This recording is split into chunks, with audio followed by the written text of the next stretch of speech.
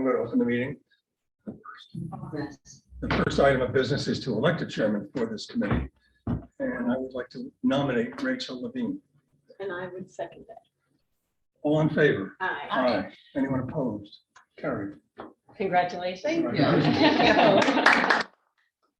Want to take over?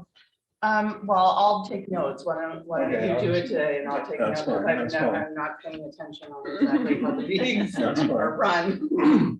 So the second item is the minutes of the April 17th meeting need to be reviewed and approved. Is there any discussion?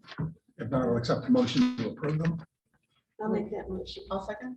All in favor? Aye. Aye. Anyone opposed? Carried. Portfolio dashboard. So we have 3 clients. We've expanded this just a little bit because the committee had some questions last month about what the outstanding balance was of the businesses that are past due. And so we included that in this report. So client A has a CEDC and an SBA loan. The principal balance is $21,000 on one and $20,000 on the other. We did receive a payment from that client on Friday. And then loan client B, the outstanding balance, they've whittled it down. The principal is $2,200 and they are making monthly payments. And then we have loan client C, and that is the one that Andy Howard's office sent a demand letter to a month or so ago. We have not had a response from that client. And the outstanding balance is $3,900. Okay.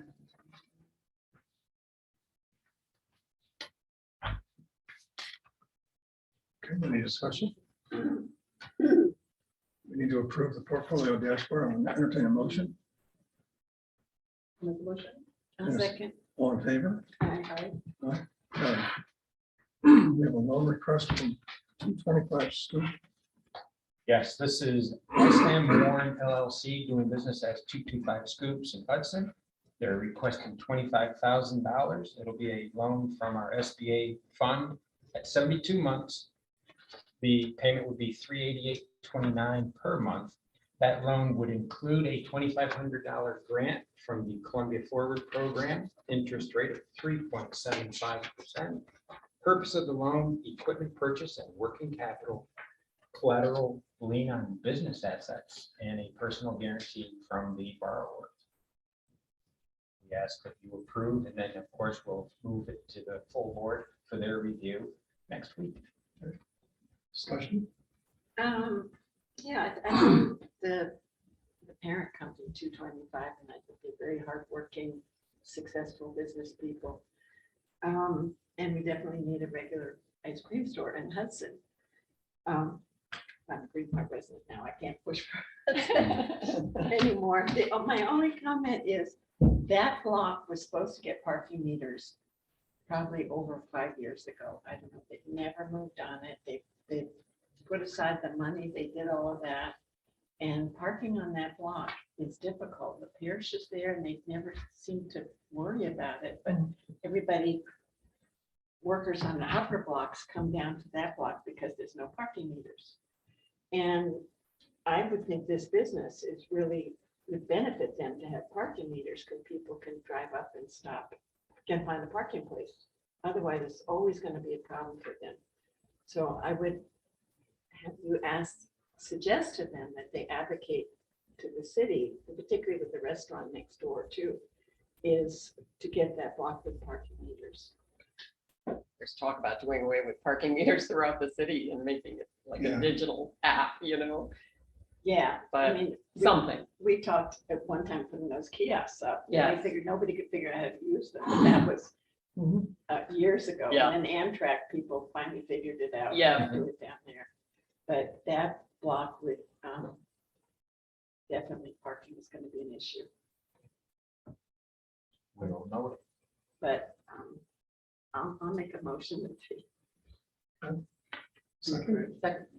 All in favor? Aye. Anyone opposed? Carried. Moving right along. Loan policy manual update. Now, we sent Mike the link, right? Was someone? Did we send Mike the link? Yeah. Okay.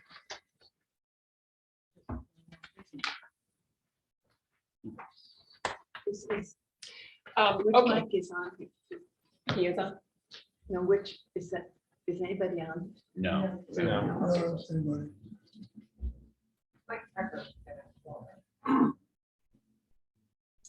Okay, the loan policy manual. So this is a very minor change, but it's important, and we just approved updating that loan policy manual, and we found an error. Steve and I learned about it when we were at the SBA training in Detroit, and we just want to correct this so that the policy manual is accurate and we're following the manual. Right now, it states that payments received after the due date may be assessed a late fee of 5% or $25, whichever is greater. We're only allowed to assess a 5% late fee. We can't go above that on an SBA microloan. And we figured we would make it the same for both SBA and CEDC loans. Okay. So what we want to strike in our loan policy manual is or $25, whichever is greater.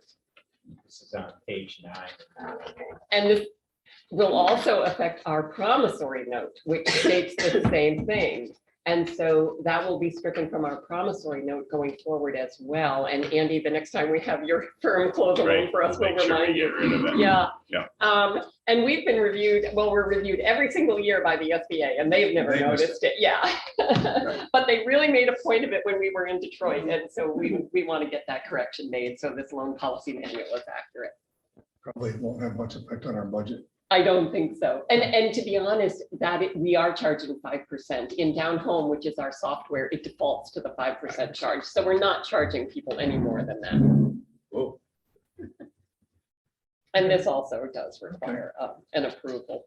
Any discussion? I'll entertain a motion to approve it. Or not approve it. All in favor? Aye. Anyone opposed? Carried. Thank you. Welcome. Item 6 is the Friends of the 7th Street Park. I know Mike wanted to have I a know he did. discussion. Yeah. Is that on? He mentioned to me briefly that I guess they're getting organized. And if we do loan or front them the money, it would be guaranteed by their grant.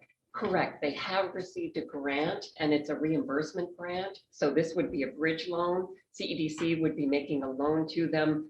And it would be clearly stated that when the money came in, it would come to CEDC to repay the loan. And how much money was it? I thought we were talking about $60,000. I wish Mike were on to Is this confirm. something we need to approve now or not? No, we do not need to approve it now. I think he wanted to have that discussion to see if the committee was comfortable with it. It would have to go before the full board too. Right. But we have done something similar for the VFW in Hudson. They received a grant. And we've done it for Yeah. Philmont Beautification, who has received a grant. Yeah, So it's guaranteed. it is. So maybe, because there were a lot of concerns at the board meeting about that, but since it's guaranteed through a grant. seems- Yeah. seems like Concerns it's were not- that the committee was not very well organized. Right. Yes, and I think there would have to be some oversight to make sure that they're following the terms of the grant, which is from the Dormitory Authority, as I Yeah. recall.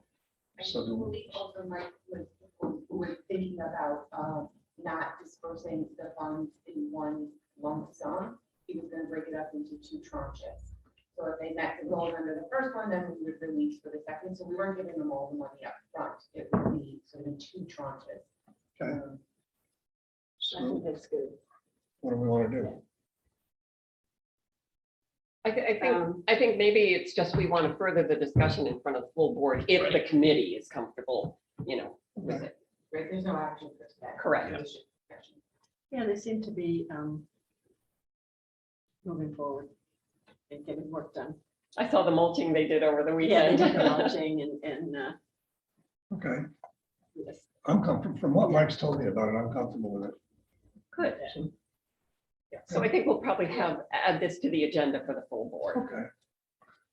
Okay. Affordable Housing Initiative. I don't know if I should cover, I'll just do it off camera. So we're still moving forward. Our next guest speaker for our meeting next Wednesday, which is a full task force meeting, is going to be Nan Stolzenberg, who's worked with a number of communities throughout the region. Most recently, she put together a planning toolbox presentation for 3 towns a little bit south of us. So she'll be presenting about these planning toolkit items, which were by far the most popular sort of concept introduced when we started talking about the task force. But more importantly, she's going to talk about how to connect towns to the correct toolbox items. A lot of times it just looks like a menu of a bunch of, dishes that you've never tried. You have no idea what these things are. You just know they all impact affordable housing. So she's going to work with us to right size. If the town has this particular issue they're interested in addressing, these are 5 or 6 tools that you can use. So that's the meeting for next week. I have a meeting with the town supervisor of Red Hook, a little bit south of us. They have a really interesting land acquisition program that they put together using a variety of different funding sources. It's incentive zoning seems to be the winner. What they did down there, which actually dovetails with a model that Habitat is kind of shopping throughout the county. They're looking to develop around 6 units on a 3-acre parcel, generally speaking. So incentive zoning can actually help them with that in a lot of the towns. The other big thing that we're doing right now, Jessica has reviewed this in our office. Chris Nardone is reviewing this through CEDC. On the workforce side, we were crafting a questionnaire/survey for employers throughout the county. A lot of times we hear about how employers are impacted by housing issues. Excuse me, but we don't actually hear from the employers themselves. They're just sort of this third party in this narrative. So we're bringing them to the table with this crafted questionnaire that asks them really pointed questions about how housing has affected their business. And then the next thing that we're working on is actually doing direct outreach to the towns. Last week, I sent an email around to all the town supervisors, asking them to either appoint or select or just name themselves as a contact person for housing in their town. Some of the towns are a little bit ahead of where the task force is and are pursuing ideas that might work better if they were scaled up to multiple towns or even the county level. So we're really trying to get our hands around that so that we're coordinating housing issues throughout the town instead of just with their own task force. That's kind of where we're at. And I went to a great event on Friday in Philmont. Habitat had a groundbreaking event for the first 2 homes they'll be building since before COVID. About 35, 40 people showed up to that. It was a really good turnout. It's really exciting for Habitat. And it's a 30th anniversary. That's great. Very good. Thank you. Manufacturers Loan Fund, Mike briefly mentioned that. I don't know much about it.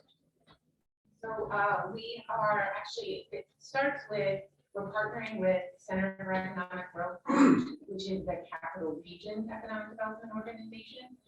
They have a manufacturing enterprise program that we're partnering with Greene County to host an event on June 15th at the college at Columbia Green. CEG is going to come and we'll invite all of the manufacturers in Columbia County, and Greene County is inviting all of the manufacturers in their community to talk about the programs that are available to them and all of the assistance. And it doesn't necessarily have to be funding. It's really technical assistance that can be provided to manufacturers. And so when we think of manufacturers, it's more than just your tooling or those types of. We're thinking about processors, growers, anybody who produces something. And so that sort of broadens our scope. So with that event, we are thinking about and starting to put some draft material together to develop a manufacturer's micro loan program. It really is all of our same terms. It's just a way to market specifically to a group or an industry. So we drafted some press releases and just really starting to think about what this would be, that we would announce it that week of June 15th when we have a large manufacturer event. So we drafted a whole 3 days. Draft actually going around pretty soon. But I think it's really a way to, one, get the word out. There's this event and that we are supportive of this one specific industry. Terms will all be the same, just as our microloan program. Another, we had said we would allocate our $250,000 for this program. If it gets used, great. If not, it just goes back into if we need more, it doesn't, so that was what that. Okay. Just that a heads up, but we'll have a little bit more information. Thanks. One other thing to mention, we also are working with the Board of Supervisors this afternoon in the Economic Development Committee, their meeting. Is putting together an application for a community development block grant, like enterprise grant. So we're looking to apply for $300,000 from New York State Homes and Community Renewal for a grant that then we would administer on behalf of the county to support microenterprises. Microenterprises with businesses with 5 or fewer employees. And really what this would be is a grant program that can we would have businesses who could apply that may get a loan from CEDC. They would also be eligible for a grant if there's a gap in their financing, or they could be eligible for the grant solely. The program is really intended to benefit low to moderate income people. Mhm. So whether the business owner is low to moderate income or that they hire staff that meet that qualification. So we're pretty excited about this. This is, I believe CEDC had a microenterprise, the CDBG microenterprise program 10 years ago, at least. Yeah. At least 10 years ago. It is in the 19. Yeah, so it's a pretty exciting program. We hosted HCR, gave them a tour with Black Estates and Homes and Community Renewal staff said, please apply for it. They tried to encourage us to apply for this. There's money available. They have extra money this year. And I think that they've been so impressed with, as we've talked about, sort of the CEDC loan program. We have a lot of the structure already in place to administer a microenterprise program. So they're pretty anxious. I had a conversation with HCR on Friday to just kind of get their thoughts and give them a heads up that we're looking at this, and they're very excited about it.